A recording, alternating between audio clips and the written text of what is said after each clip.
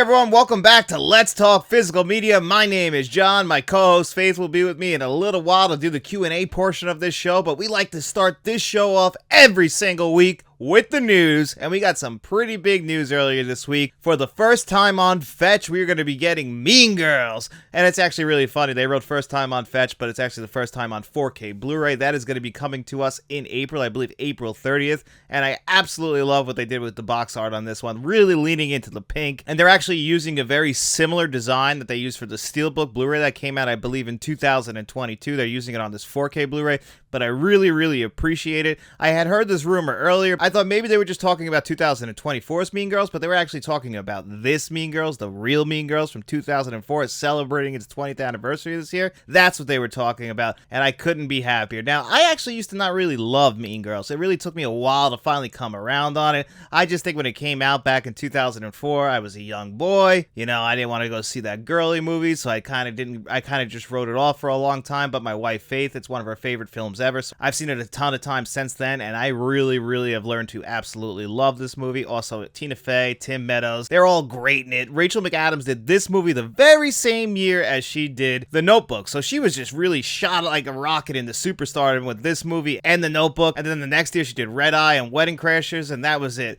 Rachel McAdams was a star. But Lindsay Lohan, this is the peak of Lindsay Lohan, so this is one of those very important movies for a lot of people, and I can't wait to see this one on gorgeous 4K Blu-ray. And then another thing that kind of got more confirmed, we actually talked about this a few weeks ago, maybe it's a couple months now here on the channel, and The Crow also has a big anniversary this year, celebrating 30 years, is going to be getting a 4K Blu-ray. Since these rumors won't go away, we haven't gotten a full confirmation yet, but it seems pretty likely that we will get that this very year, which is really important. I know a lot of people, including myself, have been asking for The Crow to come to 4K Blu-ray. I have always loved the tone and atmosphere of the original Crow film. Brandon Lee was taken away from us way too young, but the way that movie looks and feels, and most of that movie takes place at night in this grungy, dirty, rundown city, because Top Dollar is the worst villain in all the town, and we get ourselves one of those great revenge tales, and I just cannot wait to see that in 4K Blu-ray, because imagine those deep blacks with the HDR on it. It is going to look fantastic, and I'm really hoping that whoever is doing this doesn't screw up the scan, because we really have no confirmation. I don't know who's doing it exactly. Is it going to be its original parent studio? Is it going out to a boutique label? I'm not too sure, but I just keep seeing these rumors pop up, and it looks like it's going to be true, so I expect that confirmation any day now. Just when we thought that there was no more news this week, The Departed is apparently coming to 4K Blu-ray sometime this spring. It is going to be getting a steelbook release and a standard 4K Blu-ray release, and this is huge news. The Departed is a lot of people's favorite Martin Scorsese film, and for a long time it was actually my favorite Martin Scorsese film. I remember I saw this in theaters when it first came out. It finally won Martin Scorsese Best Director and got him a Best Picture win. He really should have won in 1990 for Goodfellas, but the Academy made it up to him for The Departed, and rightfully so. The Departed is a fantastic film. Leonardo DiCaprio does a great job, but I really think that The Departed is Matt Damon's best performance. You really hate this guy in this movie. And also you get Jack Nicholson doing Jack Nicholson things, so I absolutely love that. Jeez. She felt funny. Francis, you really should see somebody. A killer soundtrack. So the movie itself is a cornerstone of the 2000s. It just is a fantastic film, and I can't wait to see this one on Warner Brothers 4K Blu-ray when it eventually comes out sometime this spring. There is no official release date yet, but we did get a peek at the packaging, so I'm really looking forward to this one. Are you guys looking forward to The Departed? Let me know in the comment section below. And leaning into Walmart really taking over those exclusive steelbooks from Best Buy. We got some exclusive steelbooks announced from Walmart this week. We're going to be getting Rambo First and Last Blood, Cutthroat Island, and Red on 4K Blu-ray steelbook, courtesy of Walmart. Now, I'm pretty sure these are all the same scans that are already out there. And First Blood scan, which was actually the first 4K Blu-ray that really sold me on 4K Blu-ray, and that was it. I just thought that movie looked gorgeous the first time I saw it in 4K. Now, that scan isn't aging as gracefully as I had hoped. It's actually really starting to show its wear and tear on it, and that movie really could use a brand new scan. So unfortunately, I don't think that there is going to be any new scan in there. It's just going to be the same old, which is fine because it's still a very good scan. And you guys just saw me and David, aka Shamrock Ball's full breakdown of First Blood yesterday. That video came out, so you know how much I love this movie, and you know how much other people love this movie. Now, I just feel like that movie is the best in a franchise that really kind of declines, in my opinion. A lot of people probably love the over-the-top 80s action in there, but it doesn't entirely work for me. I really don't enjoy any of the Rambo sequels, and I'm hoping that First Blood eventually does get a new scan. But if you are a huge fan, you're going to be getting this beautiful new steelbook. I have no issues with the artwork. It looks fantastic. And then one last bit of news, Kino Lorber is going to be releasing Andrei Tarkovsky's 1983 film Nostalgia on 4K Blu-ray, which really caught me off guard because I actually have two Tarkovsky movies on Blu-ray. Probably his two most famous films, I guess, with Mirror, but I happen to have Solaris, the original Solaris, not the Steven Soderbergh Solaris on regular old-fashioned Criterion Blu-ray. And I also have what I think is his best film, Stalker, on Blu-ray. But I have actually never seen Nostalgia, so this is a perfect opportunity for me to finally dive into that. Tarkovsky's work really does speak to me personally. I enjoy sci-fi films, and he's made some of the best in my opinion. And they also always have a very emotional connection to you. That's what Tarkovsky does. He makes these beautiful looking films, but I'm not going to lie to you guys, they are not for everybody, especially Solaris. That movie is the definition of a slow burn. So that's the kind of movie that I don't expect everybody to love, and that's why I think when we got the Solaris remake, they were leaning more into, you know, what people wanted to see from that originally. But I think the original film itself still holds up to this very day, so I can definitely recommend Solaris and Stalker. But I'm looking forward to finally checking out Nostalgia on 4K Blu-ray, courtesy of Kino Lorber. So that's really it as far as news we got this week. There wasn't too much else going on in the world of physical media. We didn't get to talk about it last week, but unfortunately we lost the great legend Carl Weathers last Friday. We didn't get a cause of death. He passed away at the age of 76, and for a lot of film fans, including myself, Carl Weathers was a very special actor. He was one of the best to ever do it, especially if you were a fan of 70s and 80s films. I mean, this is Apollo Creed we're talking about. Other than Rocky, Apollo Creed was my favorite character in all the Rocky films. I loved his arc. He starts out as this cocky, over-the-top, arrogant guy who just knows he can beat everybody, but then once he gets knocked on his ass and it gets proven to him that, you know what, I can be beaten, I have to actually build up my strength because I got to take Rocky down, I'm not going to get embarrassed, I am the champion of the world, I will win, and then he ends up losing in Rocky 2, and then he ends up becoming a mentor to Rocky, and then when he finally dies in Rocky 4 at the hands of Drago, you're emotional because you get connected to him. To me, Apollo Creed is one of the greatest film characters, and then of course Carl Weathers in so many other movies.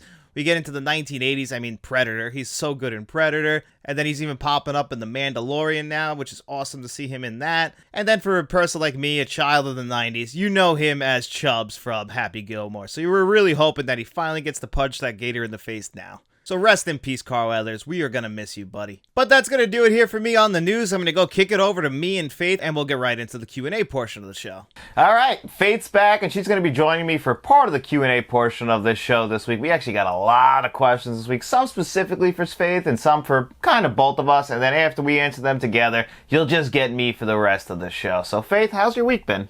It's been good. Been reading some books and just working, getting ready for the Super Bowl. It's big for my work, so. Yeah, Super Bowl coming up. Frank's Medium Reviews, big 49ers fan, so that's who he'll be pulling for. Who are you rooting for?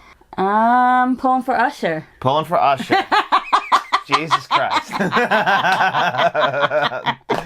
I think every man in the world gets that. Every woman's going to be watching for the halftime show. The rest of us will be watching for the Super Bowl. This is going to be amazing. I just, other than, I just can't see it with Usher. Like, he's more of a soulful R&B singer. No, he is not. Yeah? He has so many songs that he can play. So many. You just don't know Usher. I guess not. Although, I don't think he'll be playing one of my favorites, which is Confessions. These are my confessions. Just when I thought I said all I can say, my But, we'll have to wait. He has to play Confessions. It's the Super Bowl. Like, they're gonna. I assume that Lil Jon and fucking. Oh no, they already confirmed that they're gonna be there. You can't do Yeah without them, and that was probably the biggest song of the 2000s. I wonder if will.i.am is gonna be there for Oh My God. I don't know. I'll tell you what. You know who didn't get a call to be there, and that was me. Oh, which is so very disappointing. So sorry about that. Yeah, you watch any shows recently? Because I you're the TV person. I just finished the season finale of Raising Kanan on Starz, and let me tell you. And that's in the Powerverse, right? Yes. 50 Cent knows what he's doing. Yeah? it's Black History Month, so I'm going to speak on this, but I appreciate him giving black actors the opportunity to create something amazing. These shows are not getting the recognition I think that they deserve right now. Hopefully they do eventually, but the season finale was absolutely amazing. I did not see any of it coming. It was a total shock. Black Mafia Family is coming out in March, which is another show. Not in the Powerverse though, but it is produced by 50 Cent. That show's really good too. It's not my favorite, but it's really good too. So I hope that they come on strong. But BMF is based on real life, so it's a little different. It's a true story. So you think it'll be handled with just like a little bit more care? it has to be their story. You can't. I mean, they can, spice it up, but it's based on real people. Oh, that's pretty awesome. So 50 Cent and Kevin Feige, who has the better universe right now? Right now, I would say 50 Cent. But, Yeah, actually, I would too. The MCU is not in the best but shape if at the you're moment. talking about like previous movies, but One's on the rise, one's got to fix it. So, but I'm just amazed with what he's doing, and he's trying to get other black actors on board, like Taraji P. Henson. Yes. And a few other people on board and saying, I'll get you the money that you deserve, because she was complaining about her time in Empire and what that should have done to her career. And I how read it that flopped. she fired her whole team for that. She fired her whole team because of her performance in that alone should have got her such recognition, and it didn't. And it is their fault then at that point. You pay these people. Yeah. You pay these people a They lot of money. negotiate the deal for you, and then they get like 10%, which which should make them actually negotiate the best deal for you when you think about it, because they make money on you making money. But I guess they don't feel like pushing it too hard, and that's why she probably fired them. I mean, Tasha B. Henson has been a great actress ever since she really took off. She took off kind of late, really, but she's doing great. She was just in The Color Purple, and I heard that. I haven't seen it yet, the new remake. I'm not a big musical guy, so I haven't seen it. Either. But the original one's a classic, but I heard that this one might actually even been comparable or better, and I heard that she stood out in that. So Yeah, but she used that press tour to tell about her grievances and stuff that she had. Like she was telling a story how, and this never happens, she is a main actress in this movie, and they didn't even have cars for them. She had to drive herself. I heard about this, yeah. To set. And she's like, this is a liability, number one. Like, I am insured through you guys, and you're having me drive myself. And we might look at it like, oh my God, you just have to drive there. Like, stop being a baby. But you have to realize that this is her livelihood. This is how she makes money. If something happens to her, she can't make money anymore. Physically or anything like that. She can't make her money anymore. This is her livelihood. And they're supposed to give you these things in your contract. Yeah, if it violates the contract, that's one thing. But, I read the thing about the rental car thing, because they rented the cars for them and they paid for them. They just had to drive themselves to the set. They didn't have a car. But So that's unheard I read of. that a little bit. Like, yes, I get that in Hollywood, that's not unheard of. But it's like, the rest of us on this planet have to drive our shitty cars to work every day. And So- that's what I'm saying. Like, I understand that. But when it's something that is unheard of, like say if your job does something like we know how they do. Yeah. And you're like, in the industry, that's unheard of. Why are we doing this? Yeah, why is it for these certain people? Yes, Yeah, I get that. That's the thing. If you're going to do something, it should be equal across the board, which is something I fight with my job about all the time, because they just feel like bullying is the best way to go about their business and picking on people. So, you know what? That's a story for another day. If you guys want to hear it, I'll tell you. But again, I have to give my props to everybody, all the actors, actresses that did that show. They did the damn thing, man. They did it. Yeah. I'm glad. I'm glad. You're the TV person. You get to watch TV. I still haven't even started True Detective. I haven't been excited for something like this in a long time. That's awesome. I'm happy. These shows actually get me back into actually sitting there and being fully invested in a show. Instead of picking my phone up, and it's kind of dull in some points, and then pick back up. This show had me on invested? edge the whole episode. That's awesome. I'm happy for you, baby. I'm glad you got a show that you love. You're sick, man. So we're going to start with our first question. This is from Tim's Adventure. Tim's my 80s guy, by the way. So we'd like to talk 80s and everything like that. And he asked, what are your top 5 movies that you want on a 4K transfer besides T1? And then for you, he asked, what are your top 5 80s movies? Goonies better be on there because that's one of his all-time favorites. So You go first, then. okay, well, I made a list. I actually did my research on this one. So the thing is I already actually did a list of the top 10 movies I want on 4K Blu-ray for 2024, and Terminator did top that list. So I figured instead of me repeating myself, I would do top 5 80s movies that I want on 4K Blu-ray. And at number 1, I got Lethal Weapon. I love Lethal Weapon, one of my favorite movies of all time. I would like all 4 of them on 4K Blu-ray, but if I only had to have one, it's going to be the original one. That movie is a stone cold classic. And number 2 is Twins, which me and Faith just watched again for the 1,000th time Very last funny. time. We saw the little part of it with Stallone that really made me laugh. Yeah, Faith never noticed that. He looks at a picture of Stallone and he's trying to like mimic him, and then he puts And he's like, just waves him off because they had this big rivalry back in the 80s. I mean, Twins is just fantastic. Him and Danny DeVito have really crazy good chemistry. Chemistry. I was going to say Kelly Street. Well, I was going to say something about Kelly Preston. She's in the movie, and my brain just combined the two. But absolutely love Twins. And we were talking about Heathers the other day, and that's a movie I would love to see on 4K Blu-ray. I've only seen it once, really enjoyed it, but I think that's a kind of a beautiful film that would translate best to the 4K format. So I love that movie, especially to see it again. Number 4 is a movie many people probably don't care about, but Overboard, Kurt Russell, Goldie Hawn. I like that movie. Love that movie from the 1980s. I haven't seen it in a while, but I like that movie. I watched that movie so much growing up. One of my mom's favorites is Overboard. So My mom too. Really? Yeah, I guess it's the 80s thing, yeah. Yeah. So watched Overboard a lot. It's actually Jennifer Lawrence's favorite film. And then at number 5 is A Nightmare on Elm Street. Love that movie. Still can't believe we don't even have a 4K Blu-ray of it. It just drives me crazy. What about you? What are your top 5 favorite films of the 1980s? I did the same thing as you. You did a list? You're being responsible? Yeah, because I don't know. Okay, so at first I have Die Hard. Yeah, you are a big Die Hard person. Then I have They Live, because I really like that one. Well, that is a fantastic film. We just reviewed that here on the channel not too long ago. Then Masterpiece. we have Big. Big is a favorite of mine as well. I'm really happy you included that. Shimmy, shimmy, rock. Shimmy, shimmy, cocoa bud. Shimmy, shimmy, rock. I met a girlfriend at Trisket. Bill and Ted. Yeah, you do love Bill and Ted's Excellent Adventure. And Scarface. Scarface is great. Good call. Yeah, you know that, but after Scarface, Al Pacino only made one movie from that year until 1989. He kind of took the 80s off. No, good for him. I guess so. And they're doing a lot of stage acting. Also, you know, he was a very famous partner he was with for a very long time during that. Beverly D'Angelo. Much handsomer than Chevy Chase, I think, Al Pacino. Eh. Sparky. That's really funny. What's the next question? You want to do the next question? Yeah. Okay, let's look for this one. Which one is the next You're the one? one asking me. All right, here's one from Kevin Kruger, and I want to actually know your answer on this one. He asked, what is the sexiest thing about your partner? Now, obviously, this is going to be hard for you to just pick one thing, but please only pick one because the question asks for one.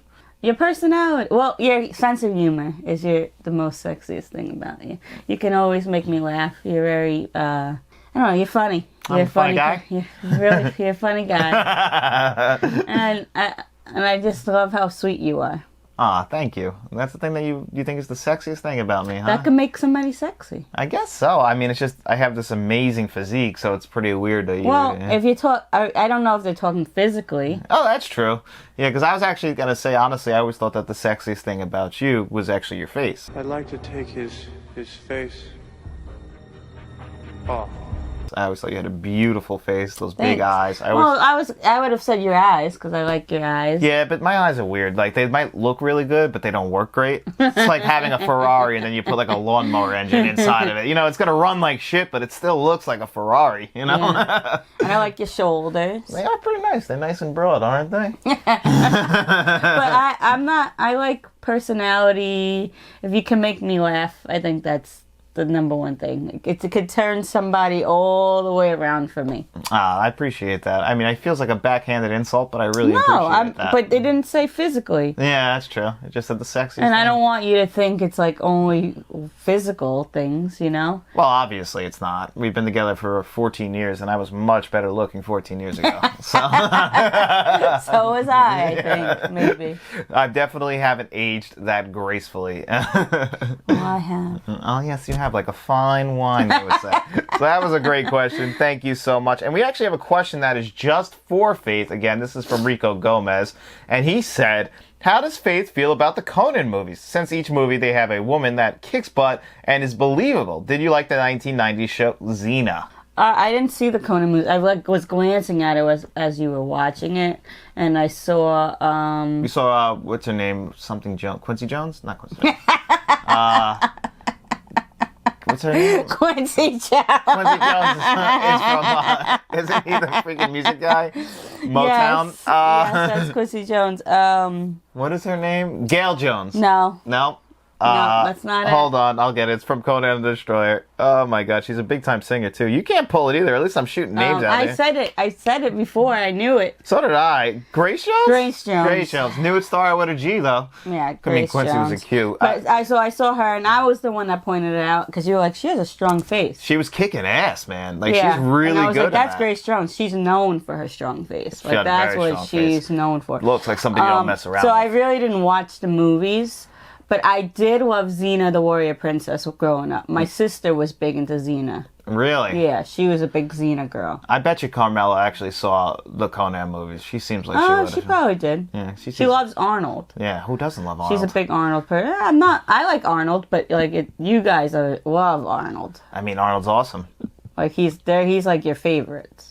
I mean, Arnold is probably... I mean, he's not my favorite actor because he's not the greatest actor, but I truly love Arnold Schwarzenegger. Any movie he's in, I'm always willing to watch it, and he usually charms me. Like, You even, say he's like your role model or something. he's like my hero. Hero, Yeah, that's what- I would say that that's the guy, you strive to be. Like, he's conquered so many different... Dude, the guy conquered freaking... Not only did he conquer weightlifting, become the greatest weightlifter ever, put it on the map, made it made that kind of famous where people knew about it. Then he becomes an actor, and he becomes the world's greatest actor. And then after that, he just says, you know what, screw it, I'll become the governor of California. Then goes and does that, comes back to acting, cheats on his wife, the whole spiel. He does it all. And he's just one of the best to ever do it. I just love the guy. I loved yesterday when we were watching Twins. He's like, oh, you were getting an allergic reaction. Yeah, He's like, what are you talking about? He goes, oh, you're all swole up. Well, that's the guy you absolutely love. I love Danny DeVito. He is my guy. Yeah, you've always loved that He is my guy because he's so funny. Yeah. There's no one funnier than Danny DeVito. He just cracks me up. And he's always willing to do anything. Like, if you guys are Always Sunny in Philadelphia fans, Frank Reynolds is one of the greatest TV characters of all time. He's hanging there. Don't try to stop me, Charlie. Oh, Frank's trying to kill himself. Oh my God, is he all right? Frank, are you all right? Don't try to stop me. Oh my God. Hanging by his neck. It's not going to work for you, buddy. Your neck's too fat.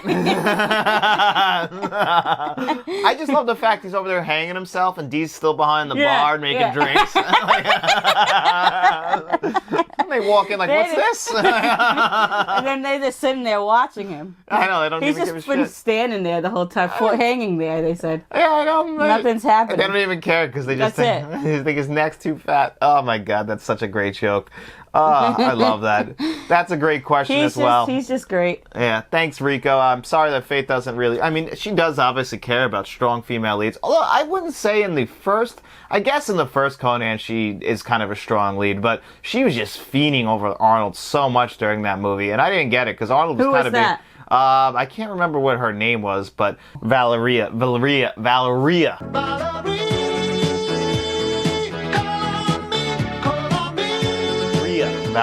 is the name of the... Valeria. Yeah, it's something like that. She was, she was strong. She really was. But she also just would fall head over heels for Arnold just throughout the entire movie. She really wanted him. And that's why It's like a James Bond kind of thing. Yeah, I guess so. Just a strong male. Just slapping him around and they still fiend over him. Sean Connery even said you just gotta give him a little slap. Let's not. He's Sean Connery, right? It's the first James Bond. He was just trying to keep his women in order. I mean, what did you expect? I'm not surprised. Neither was I. I'm not surprised about what anybody that was born after 1950 would say. You mean before 1950, I mean. Yeah, I agree. Would say. I would never be surprised. After, you think you'd learn a little bit more? You learn it, yeah. Now you're just being ignorant and naive, whereas back then it's like they were taught this stuff and then, they just Before didn't know better. 1950, you just say whatever. It doesn't really matter. They didn't really know any better, so Yeah, I get that. This one is kind of just for me, but you were kind of watching the movie with me. He wrote, this is from John Doe Juggalo, and he wrote, "Hey John, I've wondered, what are your favorite post-2000s John Carpenter movies?" Well, John Carpenter's only made 2 movies after 2000, and he made 2001's Ghosts of Mars, which stars Ice Cube, and 2010's The Ward. I rewatched The Ward. I actually have the Blu-ray. I have the Blu-ray right here, actually. So I just rewatched this movie, and this movie has a twist at the end that is very similar to a lot of movies in the 2000s, like Identity, or even we were just talking about High Tension this week, where they did that same exact twist at the end of this movie. And this movie overall doesn't really work for me. So I have to give the edge to Ghosts of Mars, just because I actually listened to the score for Ghosts of Mars, and I really do enjoy that.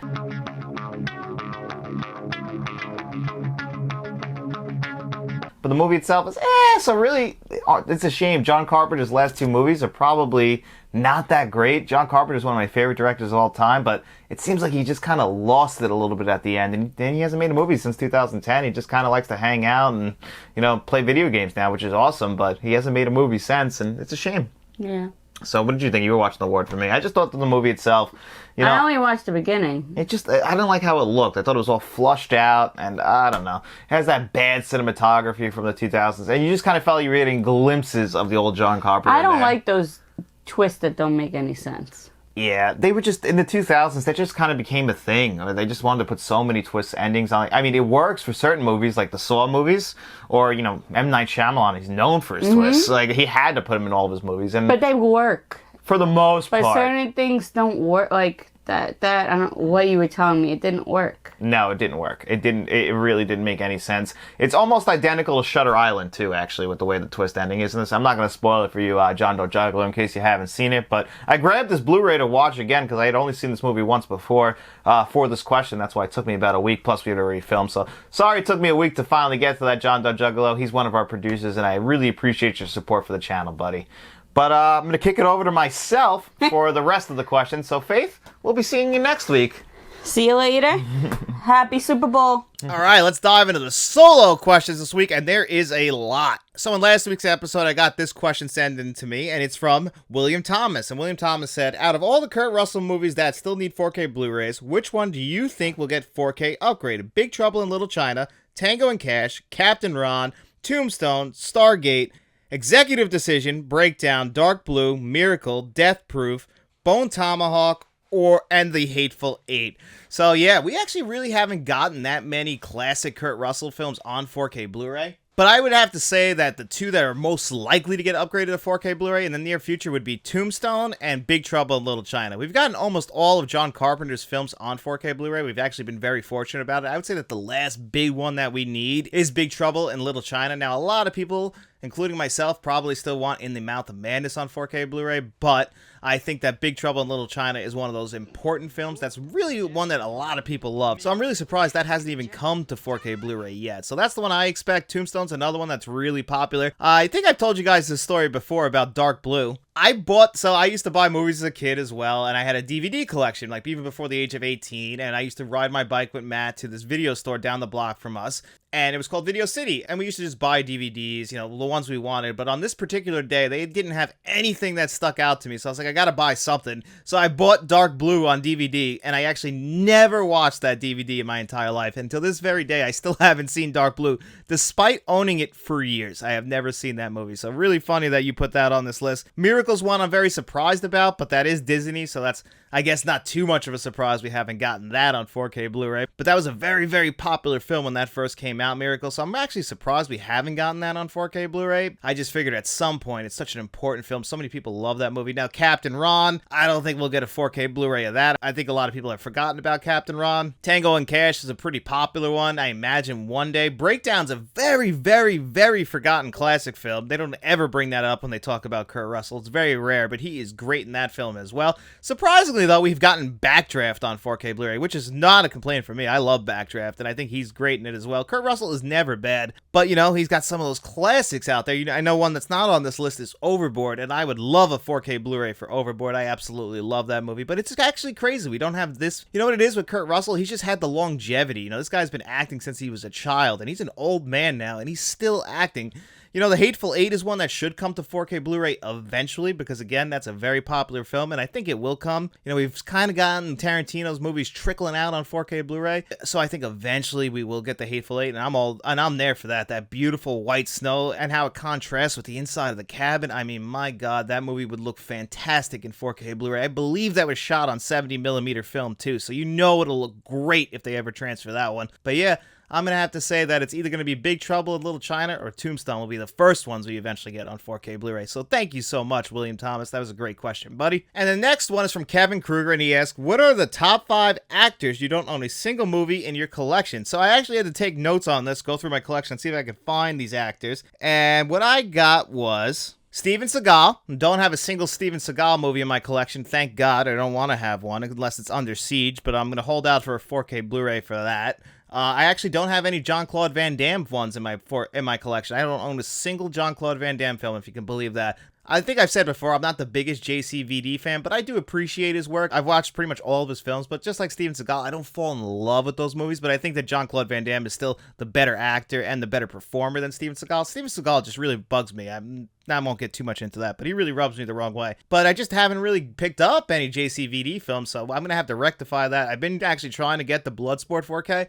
I just haven't pulled the trigger on that. And then after that, I got John Cleese. I don't own a single film that features John Cleese in my entire collection. I don't own any of the Monty Python stuff. And the one that I really want in my collection is A Fish Called Wanda, and I don't have that yet, but I'm holding out for a 4K Blu-ray because that was a very popular comedy in the 1980s, so I think eventually that will come to 4K Blu-ray. So I'm holding out for that because that is my favorite John Cleese film. And then I also got Charlie Chaplin. I don't own a single Charlie Chaplin film, if you can believe that one. You know, basically the king of the silent era. I've seen a bunch of them, but I just never ran back to them. You know, I feel like when I'm watching a silent film, it's like me just trying to learn film history more than me actually enjoying them. So I'll usually watch them once, but I never go running back to them. So when I was watching Charlie Chaplin films for the first time, that was kind of it. I was just one and done with them. But, you know, Charlie Chaplin is one of those actors you at least have to see his work to appreciate his work. But I don't own any of his films in my collection. And then last one, but I'm certain it's not the least in everyone's opinion, is Pauly Shore. Now, I've never been the biggest Pauly Shore guy. His voice kind of rubs me the wrong way. Your PC got harshed, right? Because your system heap set the wrong parameter. So I toasted the data directory, tweaked the PRAM, and reglazed your subroutine. But I do like In the Army now, so, you know, eventually I will probably pick up that Blu-ray. But yeah, I don't own a single Pauly Shore movie in my collection. So that was a great question as well. I really do appreciate that, Kevin Kruger. And the next one is from Mr. Smelly Potato, and he asks, rank the following actors: Will Ferrell, Jim Carrey, Adam Sandler, Chevy Chase, and Dan Aykroyd. All comedic actors, so I'll start from the bottom. And unfortunately, because every single one of these actors are up there on my list, so someone has to be number 5, it's going to be Dan Aykroyd. As much as I love Dan Aykroyd, he's always been a great buffer. He's always been the guy that's always next to somebody else doing a lot of the work. That's always how I felt about him, whether it be in Ghostbusters. But then you get to movies like Trading Places, and he kind of takes the lead in that movie. Him and Eddie Murphy really share about the same amount of screen time, and I think Dan Aykroyd actually gives a great performance in that movie. He actually has a really great character arc as well to work with, and we don't really get to see Dan Aykroyd, you know, be the lead, and that's the big thing, and that's why I have to put him at the bottom of this list. And just right above him, I'm going to have to put Chevy Chase. As much as I love Chevy Chase only has made about, you know, he's made the vacation movies other than European Vacation. I think they're all classics, and that includes Vegas Vacation. And, you know, he's made Fletch. I think Fletch is an all-timer. Yes, I probably feel 100% Moon River. Whew. Thank you, Doc.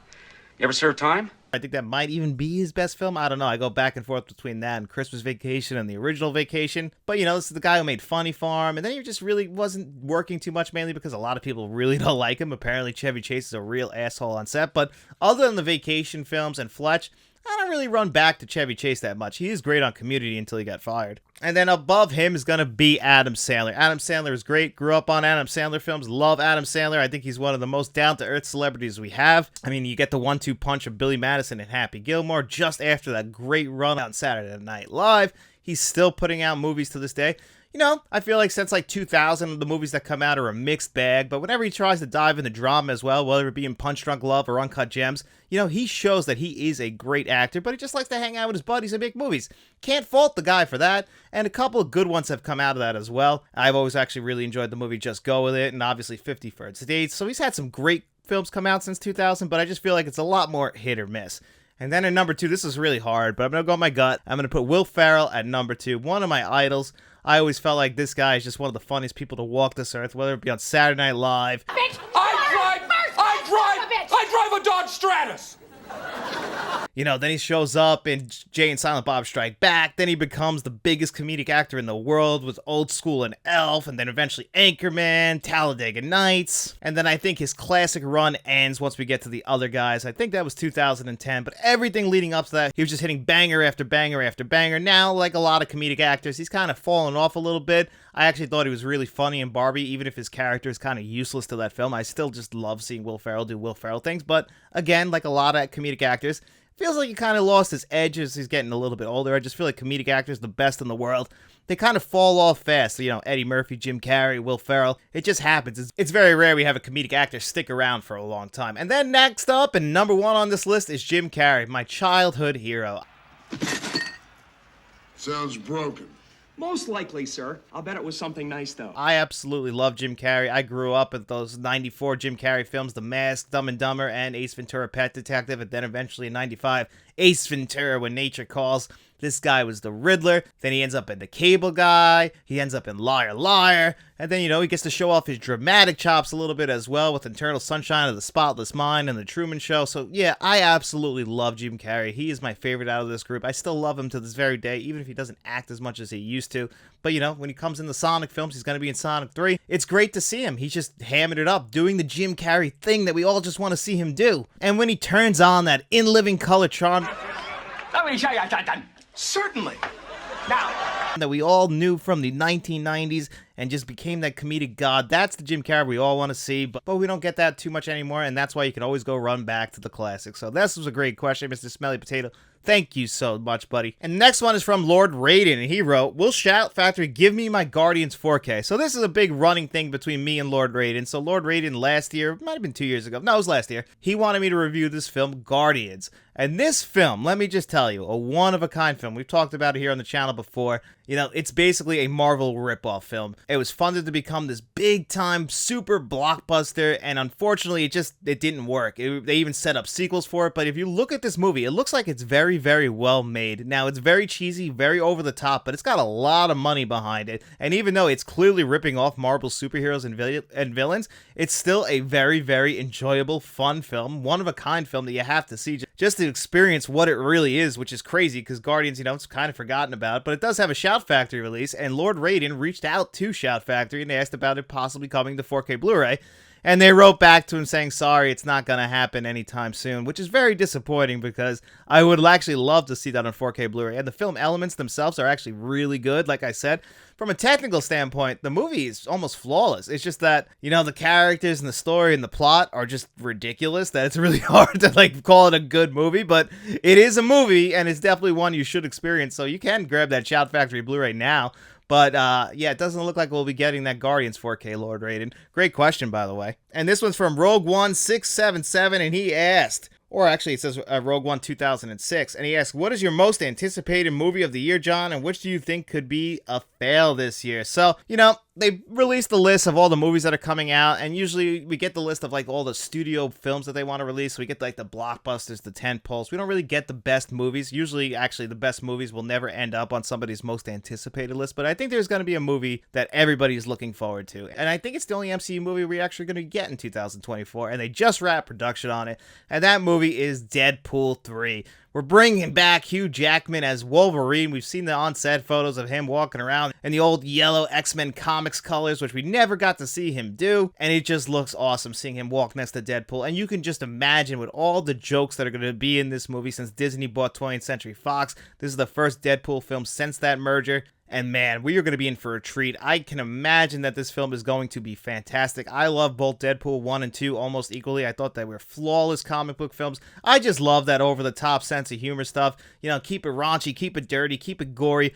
Love that stuff. I know this movie's supposedly going to be R-rated, and I really want to see what they do with that in the MCU. So maybe this is the way they fix the MCU. Who knows? But either way, I am so looking forward to this movie. And for movies that I'm worried that could fail... the big one is Borderlands. Eli Roth originally directed this film, but then they kind of fired him or he left, and then somebody else had to come in and finish the film. And from all the on-set issues that I've heard, I feel like this production, if they get a good film out there, it would be a surprise. More than likely, though, the Borderlands name isn't enough to sell people on this film. Like, Borderlands is a very popular video game series.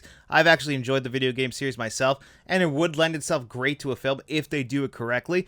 But it just sounds like, and I've never really liked any Eli Roth film until we got to Thanksgiving last year, so that was already a check against it for me. You know, I'm still going to see it when it comes out. It's got a stacked cast, so I'm definitely looking forward to it per se, but I can imagine this one being a total failure, just like the 2 Horizon films that Kevin Costner is going to be directing this year. It's like a connected story where we're going to get one in July and one in August, I believe. It's either June or in August, but we're going to get 2 films that are a connected story, and this is what Kevin Costner has been working on. This is his baby, but I have never really loved Kevin Costner, the director. His best film did win Best Director and Best Picture, and that was Dances with Wolves.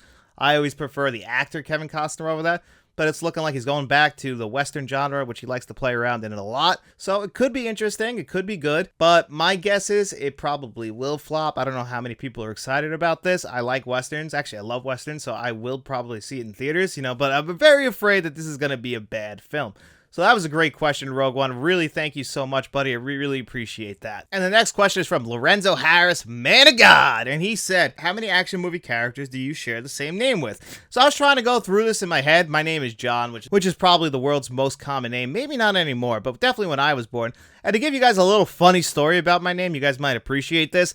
So I am of Irish descent. My name, John Joseph Keefe, actually started in Ireland when it was John Joseph O'Keefe. So I'm the 8th in a line of those, but I'm the first one to ever go by John. Everyone above me, their names are John Joseph Keefe, but they all go by Jack. Like my father's name is Jack, my grandfather, they call him Big Jack, but me, it's just John, or some people call me Johnny. There's a couple actors out there who have the name John Joseph Travolta, and then also John Joseph Nicholson. So it's like an Irish thing, which I never really fully understood because I also have an Uncle Tim who we call Tom, so it's very strange. It's like, it's only on my Irish side of my family. I'm the first one to actually end up with the name John, to actually be the permanent name, which I guess was because my dad, he told me this. He just hated that everyone would call him John at the doctor's office and that everyone else calls him Jack. It would just throw him for a loop like his entire life, which I completely get. It's like people being named Richard and then their name's Dick, or, William and then their name's Bill. It's the same shit. And it just always throws me for a loop as well. So I'm really glad that my parents made the decision. Let's just keep him John, which is a really good thing, except for when they call me Johnny. I'm not a big fan of that one. Never been. But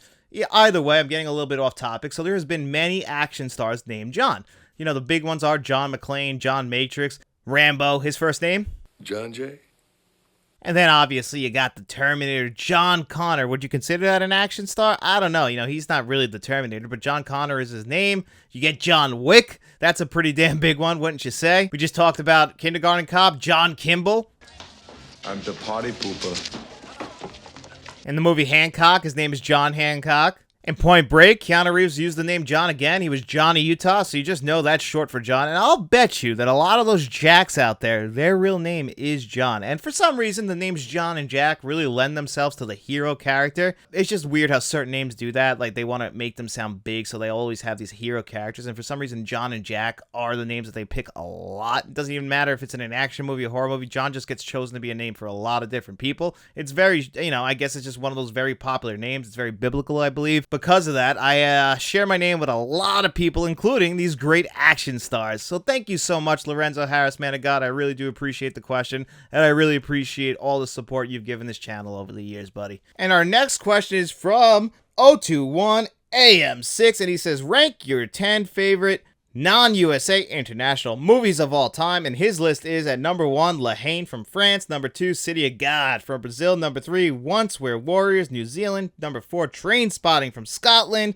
number 5, Korea, we get Old Boy, and number 6, we get Battle Royale from Japan, and number 7, we get Snatch from England, and then at number 8, we get the Intouchables from France, and number 9, we get Pan's Labyrinth from Spain, and number 10, we get a Separation from Iran. So this is a fantastic question. I love talking international film. It's something we don't do too much here on the channel, mainly because a lot of people do cut off international films, or if a film's in black and white, they just won't watch it, and you're missing out on a lot of great films. The thing about international films, some films that aren't released domestically, yes, they might have subtitles and it might be something that you can't fully relate to, but it's also really nice to understand other people's cultures and what other people in this world have to go through. Maybe some people will learn a lesson from that, learn how to treat people a better way. And I always thought that was one of the most beautiful things about film, is that it gives you a window to look at other people's lives and maybe appreciate what you have in your own life. Because I've seen some really dark films what people have to go through on a daily basis. Yes, it might be over exaggerating it for the film to make it more dramatic, but still, a lot of the stuff can be true,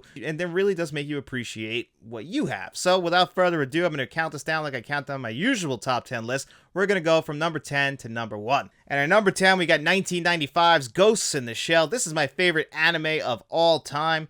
This sci-fi anime film, it looks beautiful, has some of the best animation. The score to this movie is just great. And it has a very, very deep message and theme in there. I feel like this film also had a huge inspiration on The Matrix. I just love this movie. It has a great 4K Blu-ray as well. At number 9, you get Wong Kar-wai's In the Mood for Love, which is one of the best love stories of all time, but it's about love that got away. Missed opportunities.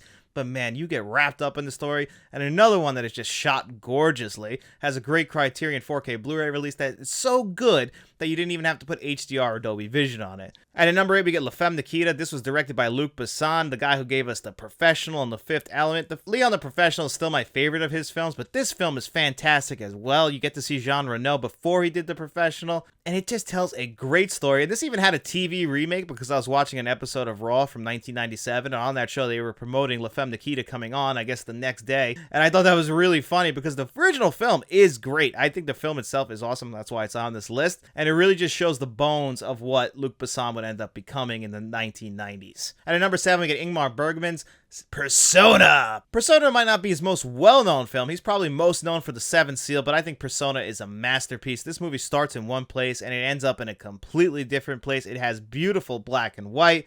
It's a very, very, very tough movie to watch. Not everybody's going to enjoy it, but it is one of the best crafted films that I have ever seen, and it just leaves you thinking after it to the point where you want to keep running back to try and understand this film. And at number 6, we get All Quiet on the Western Front. Now, this is the greatest anti-war film of all time. Now, most war films are anti-war. That's the thing that a lot of people seem to miss, is that most war films are trying to show you that war is bad, and this movie, I think, captured that perfectly. It's a World War I film, so we're seeing a lot of trench warfare, but the cinematography is beautiful. The score is beautiful, but that doesn't mean that the images that you're seeing on your screen aren't dark, because they really are. They grab you, and they just show you, hey, war is the worst thing that human beings have ever done, to kill each other over your country's bidding. And they want to show you that in this movie, because we're seeing the horribleness of war, and then we see the people who want to keep the war going or want it to stop negotiating in a beautiful setting. You know, they're drinking tea, taking their time while people are out there dying, and showing you that the longer you take, the more people that will die over some petty disagreement, petty arguments, you know, just greed. And that's why I love All Quiet on the Western Front. Got to get that 4K Steelbook. And at number 5, this was on your list as well, Trainspotting. I love this movie. It's actually one of my favorite films of the 1990s. Ewan McGregor, this is the film that put him on the map. You know, it's got a great Criterion 4K Blu-ray release as long as you ignore the packaging, but either way, Trainspotting is fantastic. At number 4, we get Snatch. This is the follow-up to Lock, Stock, and Two Smoking Barrels from Guy Ritchie. I think this is probably his most famous film, other than maybe the Sherlock Holmes movies. I'm not entirely sure. But Snatch was a pretty big deal. I remember everybody talking about this movie, talking about Jason Statham, Brad Pitt, Dennis Farina. I mean, this movie is fantastic. It's moving along at that great pace that Guy Ritchie knows how to do. And Guy Ritchie was compared a lot to Tarantino at the time. And I could see that, but I still think that Guy Ritchie brings his own certain style to it. It's just that they like to have a lot of violence, and they tell stories that really involve crime. And this is no different, but still, it's a fantastic film. And at number 4, Guillermo del Toro's best film, Pan's Labyrinth. This dark, twisted fairy tale that builds up to such a tragic and sad ending is just fantastic. I mean, the production design, the story itself. I mean, this movie really is a masterpiece. And Guillermo del Toro has made so many great films that I absolutely love. But Pan's Labyrinth really is a special, special movie. I mean, I love The Shape of Water, but Pan's Labyrinth, it just combines so many different elements, drama, horror, fantasy, and it tells such a great, well-crafted tale. I have to put this one at number 3. And at number 2, which I thought might make my number 1, but we'll talk about my number 1 in a second, and this is The Worst Person in the World. This came out in 2021, and I didn't watch this until the Criterion Blu-ray Blu-ray came out, and it really, really hit me because I saw this movie when I just turned 30. I was having a hard time about it, and this movie is kind of exploring you not having your shit together when you get to a certain age and how other people are moving on, but you can't really move on. And it's also got these fantasy elements in there with these certain scenes. And it just tells a very heartwarming story, a story that I actually really needed to see at the time. So that's why it's so high on my list, because it really meant a lot to me when I saw it. Really saw the movie at the perfect time. Sometimes you can see a movie at the worst time in the world, and that's why you might not appreciate it. But this at the time was a movie I absolutely needed to see. And at number 1, you're going to get the Three Colors trilogy, Red, White, and Blue. These were all directed by Krzysztof Kieslowski. They came out in 1994 and 1995, so the whole trilogy was released really close to each other, and they really complement each other so well. But my favorite one is Three Colors Blue, and we've talked about the Criterion 4K Blu-rays here on the channel and how I feel like they really missed on that. But you can still watch the previously released Blu-rays, which in my opinion are the definitive editions of those films because they really captured this gorgeous cinematography perfect on that, and they kind of drained it out with the 4K Blu-rays. But still, the story and plots of those movies are fantastic, great ending, very, very sad, and they really should be watched back to back to back to really appreciate them and see the through line, because they're not as connected as like the MCU, but they are connected in a great way. So that was a great question, buddy. I really do appreciate that. Thank you so much. Letting me talk some foreign cinema really means a lot to me. It's something I don't get to do too much, and I really enjoy doing it. And we'll do one last question before we get out of here today. It's another Kevin Kruger question. He asked, if you were on death row and could pick 5 movies to watch before you were executed, which would you pick? Can't be movies you have talked about previously on the channel. Now that little caveat actually makes it a lot tougher, but I really appreciate that challenge, Kevin, so I made a list for this as well. And this first one is kind of a cheat because you're going to actually see a review with me and Carmela from Salem Cellar on this channel this week, and I love this movie so much, so spoiler alert for that. That would be Us. That's the Jordan Peele follow-up to Get Out. I actually think Us is a better film than Get Out, and Nope. I love Us. I really do. That's one of those films for me that just, it hit at the right time. I saw that movie back-to-back days in theaters. I think it might actually still be, no, I saw The Batman in theaters twice, but yeah, I don't go to the movies twice that often to see a film anymore. I just don't have the time, so it really has to be special for me to get me back there for a second or third time. Like, I saw Oppenheimer in theaters 3 times. Again, special film, and I would put Us up there for me personally. I love that movie so much. I understand why people don't love it as much as I do. I really do. I know that Get Out probably has the deeper meaning, and same thing with Nope, but I just think Us is a well-crafted film with some great performances in it. And then after that, I would have 25th Hour. This is the Spike Lee 2002 film starring Edward Norton about a man who's about to get sent to prison, and he's just basically saying his goodbyes to his friends one last night. We get a great Philip Seymour Hoffman performance in here. Brian Cox comes in. Edward Norton, though, really is a great leading man. It's really a shame all those stories about him and how he's kind of a dick, because, man, he knows how to lead a film. And this is actually one of my favorite Spike Lee joints. It's a great movie, and it's a great New York movie as well. So if you've ever lived in New York City, or you know of New York City and like how it was after 9/11, this movie really captured New York City in a window of time that not too many films were able to catch it. So I have to put 25th Hour on that list as well. And then at number 3, I just rewatched this past week also, and that is Wes Craven's Shocker from 1989. This movie, I can't explain to you what the rules are, but it's just so ridiculous and over the top. The story itself is very incoherent, but it's so great. It's just oozing 80s, so much Alice Cooper in there. It's just ridiculous. I love it. I really enjoy it. It's one of those movies you turn your brain off and you just have a great time watching it. Just don't ask too many questions because they won't add up. It's also really funny that Peter Berg's in this movie, who would end up becoming a director, a pretty successful director at that. He works a lot with Mark Wahlberg, but it's funny that he's the star of this movie, and he's really not a good actor. But that really won't take away from the movie itself. And then at number 4, I got In the Mouth of Madness. Now, I've brought this up here on the channel, but I've never really dove too much into it. This is the John Carpenter film that came out, I believe, in 1993. Stars Sam Neill. He's sent in to basically investigate this writer.